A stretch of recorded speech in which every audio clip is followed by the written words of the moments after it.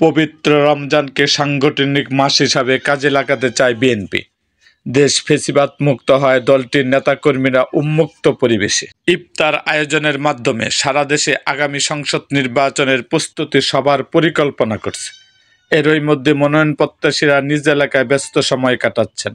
নেতাকর্মী ছাড়াও তারা সাধারণ মানুষের দোয়া নিচ্ছেন, সবার জন্য ইফতার আয়োজনের প্রস্তুতি সারছেন। বিএনপির কয়েক নেতা জানান, পরিবর্তিত পরিস্থিতিতে দলের লক্ষ্য নেতাকর্মীকে সক্রিয় ঐক্যবদ্ধ রাখা। ইফতারের মাধ্যমে কাজটি করা সহজ। এবারও গুম খুনের শিকার নেতাকর্মীর পরিবারকে রোজার প্রয়োজনীয় সামগ্রী ও ঈদ উপহার পাঠানো হবে। এ তালিকায় জুলাই গণঅভ্যুত্থানের শহীদ পরিবার, আহত ক্ষতিগ্রস্তদের রেখেছেন বিএনপির হাইকমান্ড। কেন্দ্রীয়ভাবে বিএনপি কয়েকটি ইফতার মাহফিল আয়োজনের পরিকল্পনা করেছে। তবে গতকাল শনিবার পর্যন্ত 3টি তারিখ সহ 4টি ইফতারের সূচি চূড়ান্ত হয়েছে। এর মধ্যে আজ রবিবার প্রথম রোজায় এতিম ও আলেমদের সম্মানে, 6 মার্চ কূটনীতিক এবং 9 মার্চ রাজনীতিবিদদের ইফতার করাবে বিএনপি। আরেকটির দিন চূড়ান্ত হয়নি।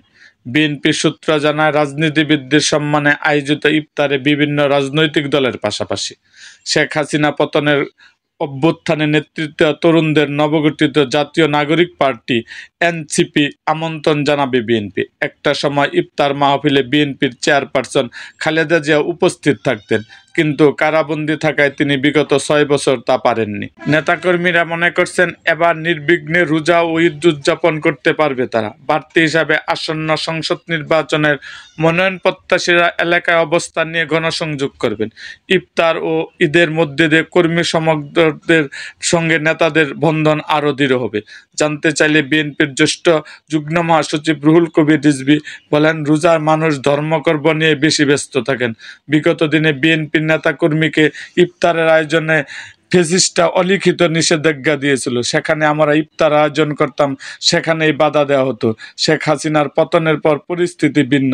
কেন্দ্র থেকে তৃণমূল পর্যন্ত এবার ইফতার আয়োজন করা হবে। নেতাকর্মীর পাশাপাশি সাধারণ মানুষকে এ কর্মসূচিতে যুক্ত করা হবে। এরকম আরও ভিডিও পেতে এবং রাজনৈতিক অঙ্গনের নানা ঘটনা ও ইতিহাস জানতে আমাদের মুক্তাগাছার ইতিহাস মিডিয়া ইউটিউব চ্যানেলটিকে সাবস্ক্রাইব করুন এবং পাশে থাকা বেল আইকনটি বাজিয়ে দিন।